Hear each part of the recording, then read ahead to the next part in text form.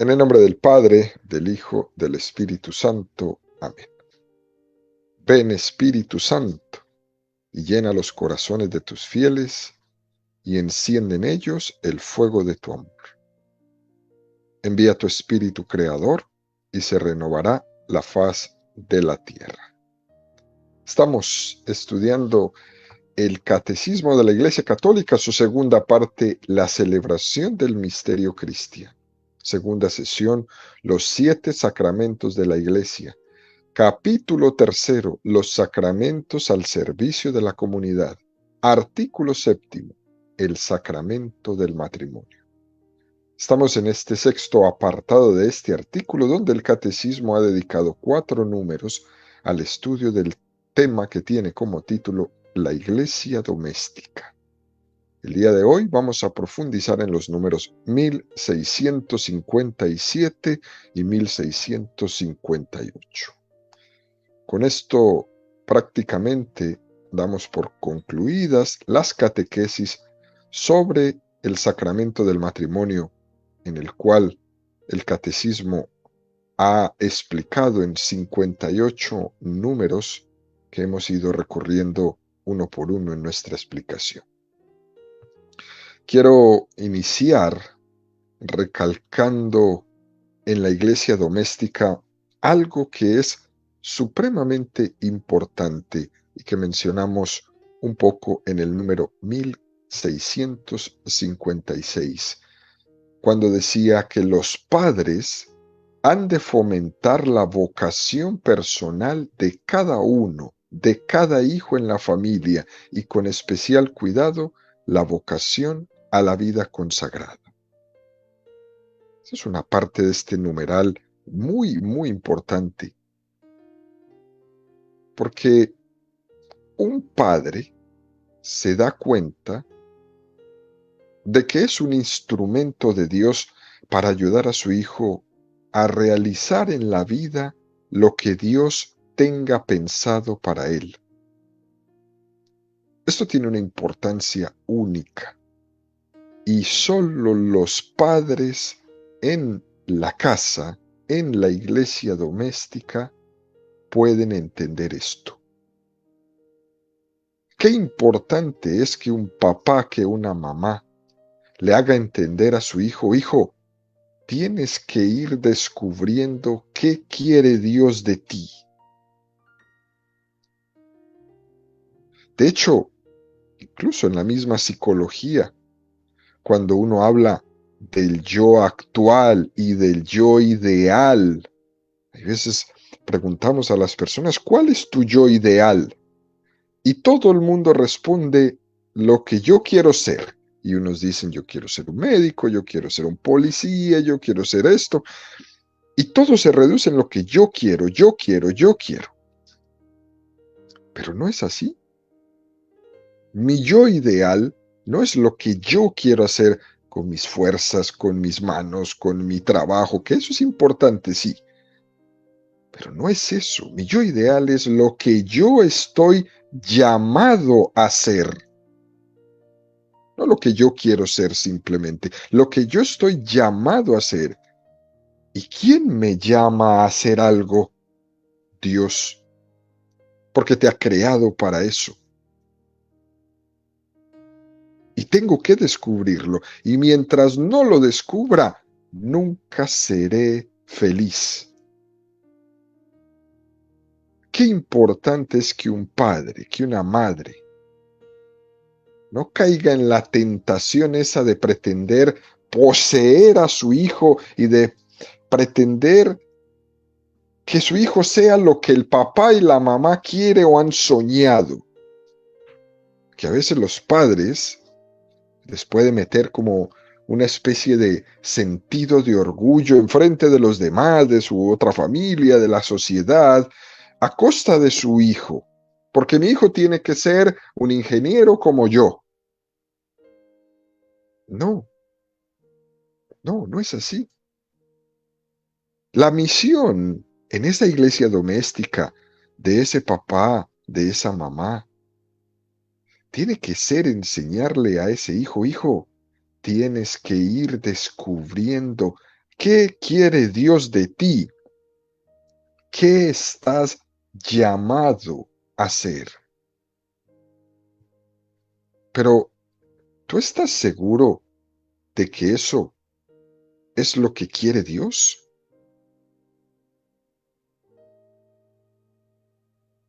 Esa es la pregunta que constantemente, cuando nuestros hijos van creciendo y van diciendo determinadas cosas que les gustaría estudiar, que les gustaría desarrollar en su vida, ¿tú estás seguro de que eso es lo que quiere Dios? O los padres puede ser que no les pregunten ni orienten a sus hijos hacia lo que Dios quiera, porque ese orgullo personal, ese amor propio, que en vez de ayudarle al hijo a descubrir lo que Dios quiera, solo les lleva a llevarlos por el camino donde ellos quieren. Debemos tener mucho cuidado con esto, porque a veces supuestamente deseando el bien para el hijo, en el fondo uno lo que está pretendiendo es hacerlo a imagen y semejanza mía, según mis planes, según mi designio, en vez de ayudarle a mi hijo a descubrir lo que Dios quiere de él, a estar abierto a ese llamado de Dios, hago todo lo contrario. Esto es importantísimo y crucial. Amar al hijo, pero amarle siempre en Dios, amando la voluntad de Dios sobre mi hijo. Acordémonos, queridos amigos, que Jesús tuvo un episodio de purificación de esa paternidad que María y José ejercían con él. Cuando se quedó en el templo perdido 3 días, cuando sus padres le buscaban angustiados en esa caravana rumbo a Nazaret y les toca regresarse a Jerusalén, cuando finalmente lo encuentran y le reprochan diciéndole, hijo, tu padre y yo angustiados te andábamos buscando. Y Jesús con mucha delicadeza les corrige diciéndoles, ¿por qué me buscabais?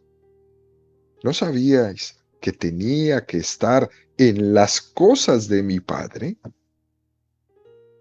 Jesús con esa finura, con ese detalle con su madre y con su padre, les deja saber cuál es la voluntad de Dios para su vida. Parece como que de una manera misteriosa Jesús les está recordando que Él es Dios y que ellos se tienen que ir preparando para aceptar y para confiar en que el camino que Dios Padre tenga para Él, esa es su vocación. Una vocación que ellos como padres tienen que apoyar, como luego lo van a apoyar. Y eso nos habla profundamente a nosotros. Es impresionante ver a María al pie de la cruz allí, apoyando a su hijo en el momento de entregar su vida al Padre, de cumplir totalmente su vocación. Ahí estaba María en la cruz. Es impresionante ver a María que en vez de tener la típica imagen de la mamá que quiere que su hijo no sufra,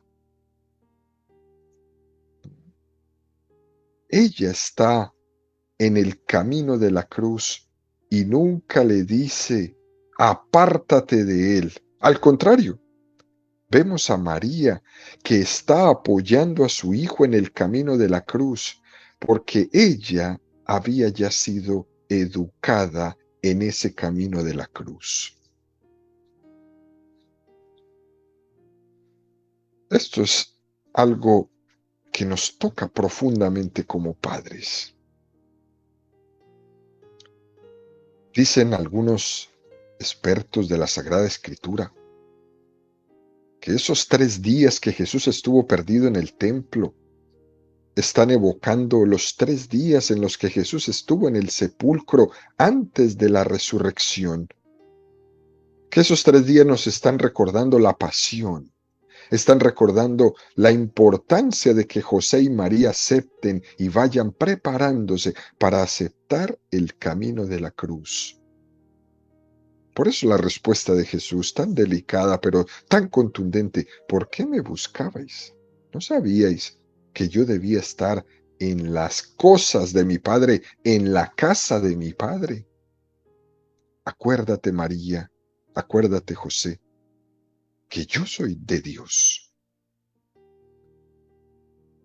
Esto en un padre y una madre católicos es a lo que estamos llamados.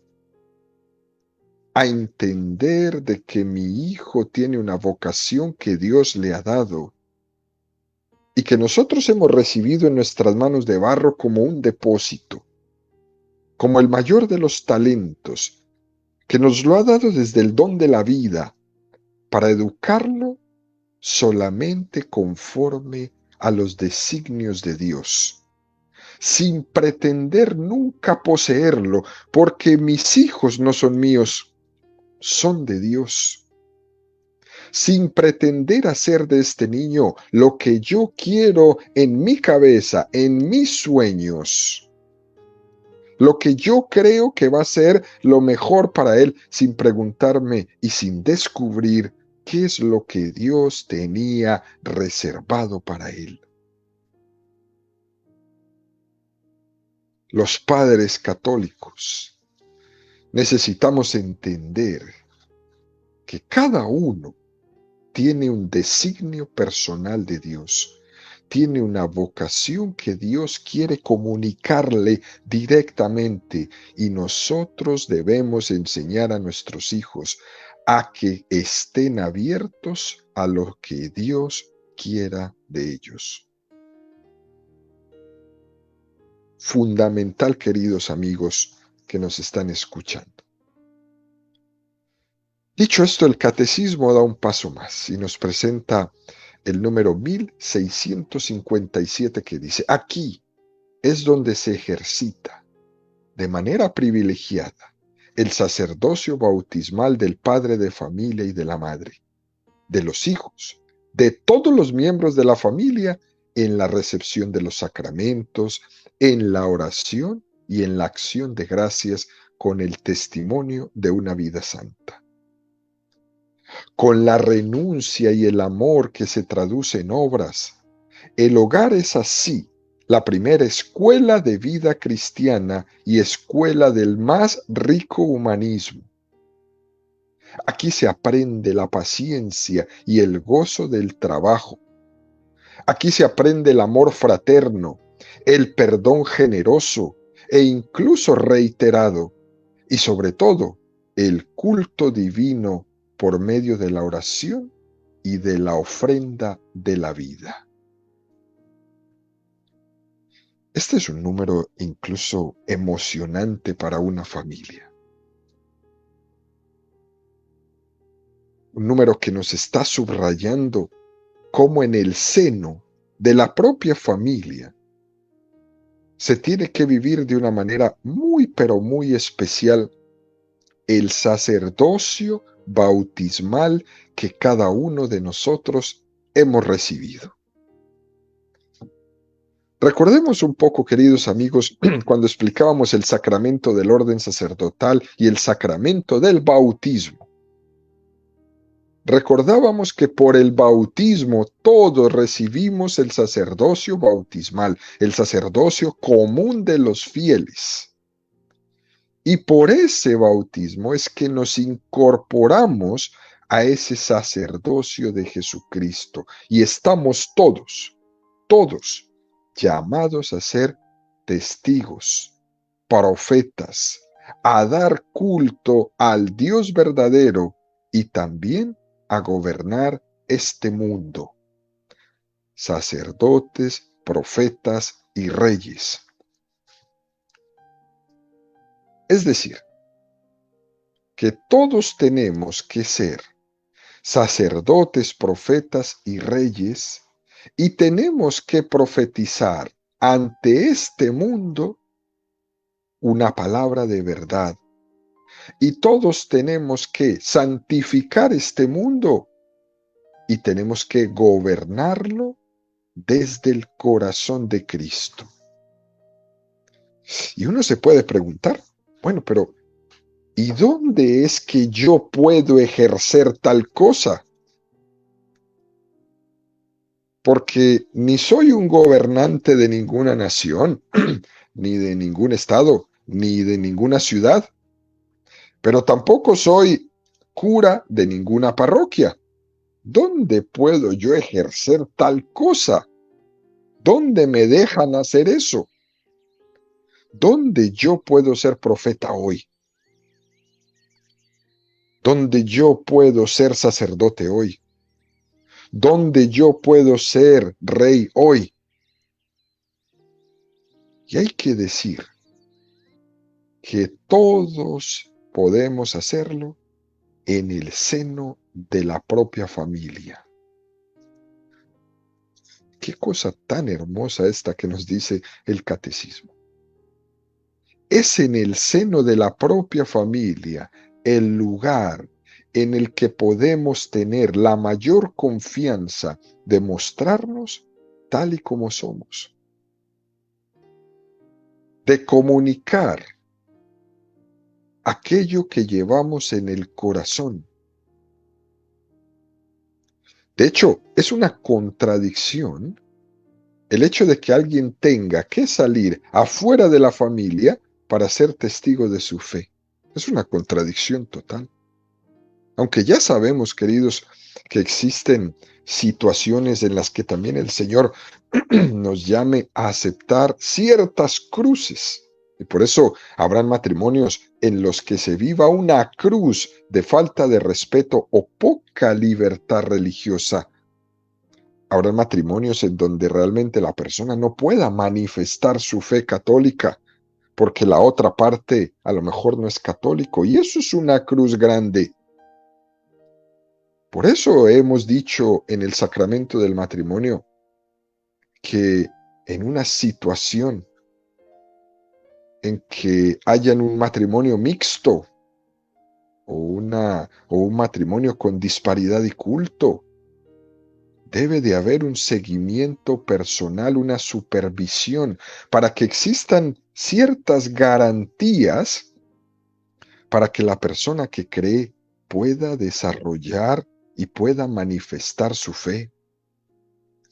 Y eso es una cruz grande. Pero es cierto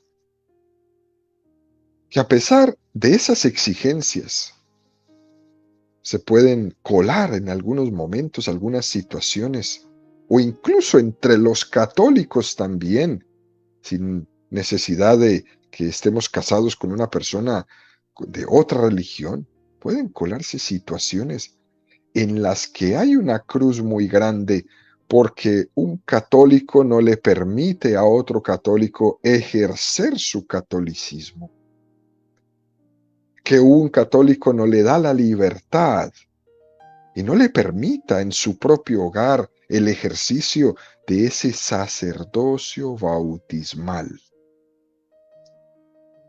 Y entonces en las casas, dicen por ahí, en esta casa no se habla ni de religión ni de política. ¿Y entonces de qué hablan? No me permiten ejercer mi sacerdocio bautismal de una manera libre. Me coartan. Aún así, aunque existan estas situaciones, uno siempre puede implícitamente estar predicando a Cristo en su forma de vida, con su testimonio, en su manera sacrificada de servir a los demás, aun cuando nos tapen la boca, aun cuando no nos permitan rezar en público porque les da pena rezar un Padre Nuestro el día de Acción de Gracias antes de comer, les da vergüenza en la casa hacerlo. Menos dar un discurso de acción de gracias, menos hacer una oración incluso un poco más extensa, les da vergüenza, incluso aunque nos tapen la boca. Nosotros predicamos nuestro sacerdocio bautismal con nuestra forma de vida. Pero aún así, en situaciones duras como estas, uno está llamado en su propia casa, en su propia familia, a hacer presente a Jesucristo, aunque los demás no quieran. Toda situación estamos llamados a hacerlo, aunque lo tengamos que hacer de una manera discreta, incluso con muchas precauciones. Todo el tiempo estamos llamados a hacer presente a Jesucristo. Pero digamos que lo normal, el escenario normal en el que nos desenvolvemos, es el escenario de la familia, ¿no? Y es precisamente el matrimonio el lugar en el que tengo la posibilidad de ser testigo de la fe plenamente y ejercer mi sacerdocio bautismal de profeta, sacerdote y rey. Por eso el catecismo dice que la familia es una verdadera escuela de vida cristiana y que eso es insustituible. Y por eso, fijémonos bien, queridos amigos, la iglesia es como la gran familia de los hijos de Dios y que a su vez nuestras familias son como la iglesia doméstica. Por eso yo creo que se defienden tanto una a la otra. La iglesia católica hoy en día es la gran valedera, la gran defensora de la familia, porque se da cuenta de que en ella se juega el último reducto de la transmisión de los valores cristianos del hombre. Y al mismo tiempo, la familia cristiana católica es la gran valedera de la iglesia. ¿Por qué? Porque se da cuenta que en ella la familia tiene reflejada su meta y su norte. Y por eso se defienden tanto una y la otra. Familia e iglesia juntas de la mano siempre. Dicho esto, da un paso más el catecismo y con este número concluimos nuestra catequesis sobre el matrimonio y sin lugar a dudas el catecismo mayor de la Iglesia Católica piensa en todo. Y también hay una palabra muy especial que está dada para los solteros. Y este número 1658 está reservado para los solteros. Dice: es preciso recordar a sí mismo a un gran número de personas que permanecen solteras a causa de las concretas condiciones en que deben vivir. A menudo, sin haberlo querido, ellas mismas, estas personas, se encuentran particularmente cercanas al corazón de Jesús y por ello merecen afecto y solicitud diligentes de la Iglesia, particularmente de sus pastores. Muchas de ellas viven sin familia humana, con frecuencia a causa de condiciones de pobreza. Hay quienes viven su situación según el espíritu de las bienaventuranzas, sirviendo a Dios y al prójimo de una manera ejemplar. A todas ellas es preciso abrirle las puertas de los hogares, iglesias domésticas, iglesias de puertas abiertas, de la gran familia que es la iglesia, para que nadie se sienta sin familia en este mundo. La iglesia es casa y familia de todos, especialmente para cuantos están fatigados y agobiados. Número precioso este. También con toda la delicadeza que el catecismo tiene con cada persona. Y hace referencia, fijémonos cómo lo dice, a que pueden haber situaciones distintas y muy variadas desde las cuales hay personas que permanecen en la soltería. Qué cosa más bella. Y aquí el catecismo no se refiere a las personas solteras que están en un trámite para casarse o en un noviazgo, ¿sí? O que tienen una soltería que sencillamente es un tiempo intermedio hasta que se casen o tomen la vida consagrada. No, no se está refiriendo a ellos, sino que se quiere referir a las personas que ya por diversas circunstancias, puede ser por edad, etcétera, etcétera, parece que hay indicios que se van a quedar solteras. Dice el catecismo, hay distintas causas. Y uno se pregunta, bueno, pero ¿y qué tipo de causas pueden motivar la soltería como un estado de vida? Podríamos decir que hay situaciones de todo tipo. Hay personas que han acabado siendo solteras por elección, porque han dicho, yo no me quiero casar, yo no quiero ser sacerdote, yo no quiero ser una religiosa.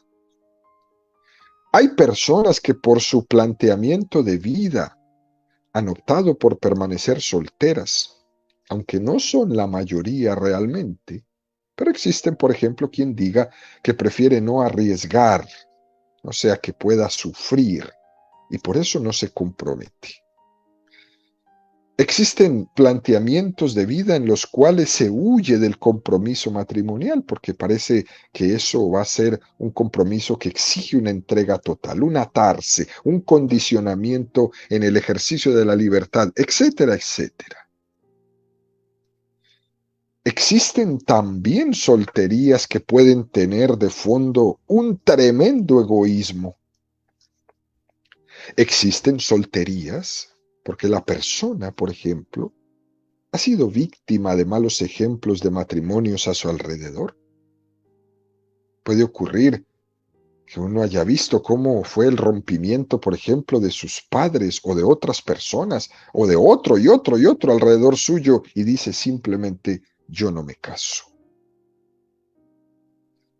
Por tanto, queridos amigos, las situaciones por las que alguien haya querido voluntariamente excluir el matrimonio de su vida, o la vida consagrada en el sacerdocio, pueden ser situaciones en las que alguien pueda decir, yo preveo que el matrimonio me puede derivar sufrimiento y un compromiso grande, y entonces esta persona dice que prefiere excluirse de tal cosa en su vida. Esto también puede pasar. Hay otros casos que quizás son más numerosos, que es lo que plantea aquí el catecismo en este número 1658. Nos dice que también puede ser que por otros motivos más sencillos, como por ejemplo, hay personas que por timidez o por inseguridad, por unos aspectos más psicológicos, han podido tener un condicionamiento en su vida muy, pero muy importante que también les ha impedido dar el paso al matrimonio o a una vida consagrada.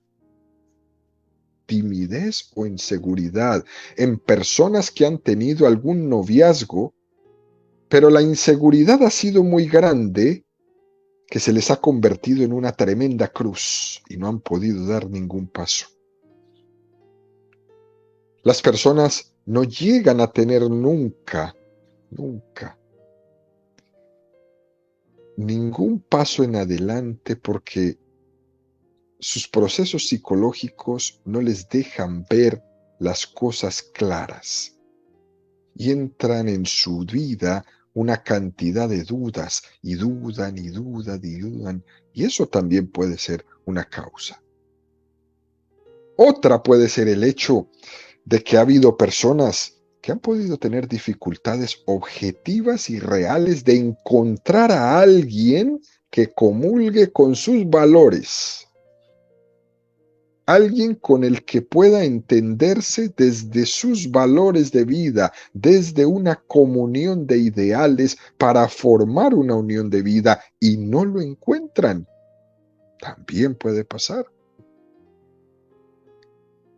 Hay personas que dicen, a mí me gustaría casarme, pero ¿dónde encuentro a un esposo, a una esposa con quien pueda yo compartir mis valores, mis ideales con madurez? Y esto no es fácil, ¿eh? Especialmente hoy día.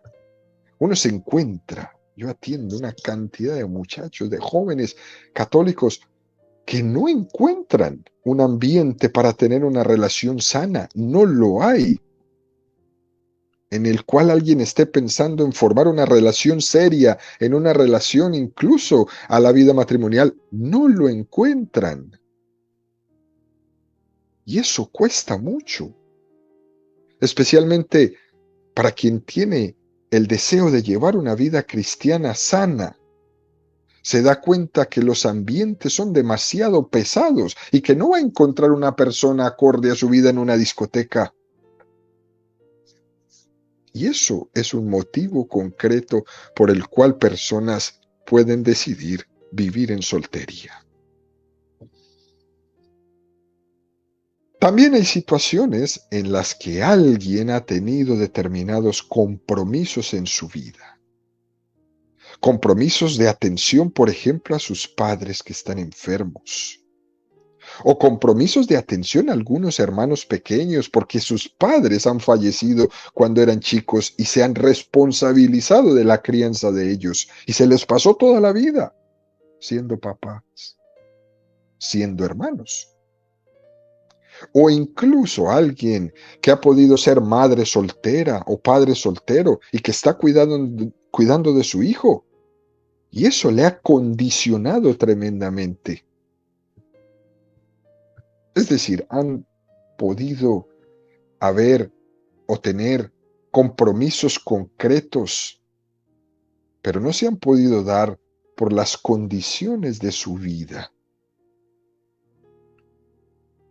A lo mejor la persona que pudo haber sido su pareja, su esposo, su esposa, pues no fue aceptada porque usted ya tenía un hijo en una relación anterior, etcétera, etcétera, ¿no?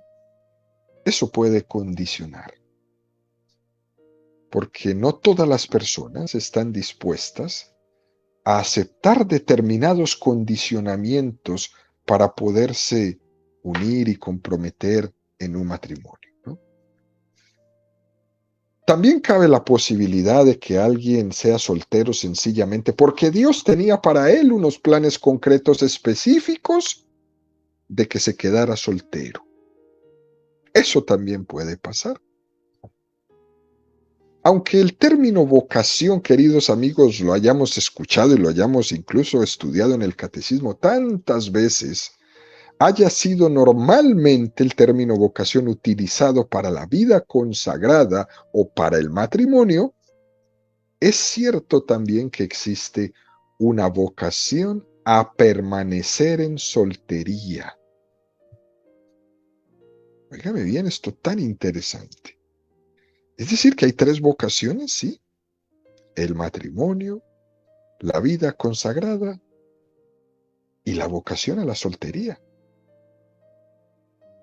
Lo que ocurre es que la vocación en la que uno permanece en un estado de soltería es una vocación que uno discierne por defecto. Es decir, al ver que uno no ha sido llamado a las otras vocaciones, al matrimonio o a la vida consagrada.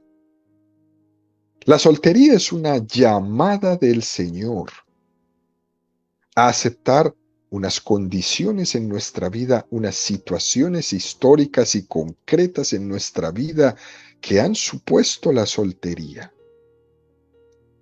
Y en ese sentido, queridos amigos, también es una vocación de Dios, porque el Señor me está llamando a casarme con mi situación concreta, a abrazarla, viendo en ella la voluntad de Dios y sabiendo que Dios a cada uno le quiere santificar por ese camino de vida en el que Él lo ha ido llevando.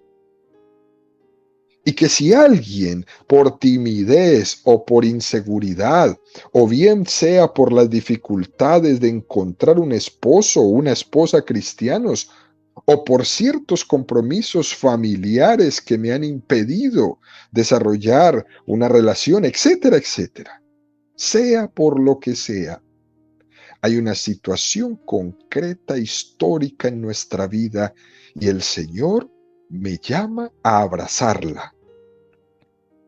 Y por lo tanto, el Señor me ha dado esa vocación y Él me quiere santificar de esa forma.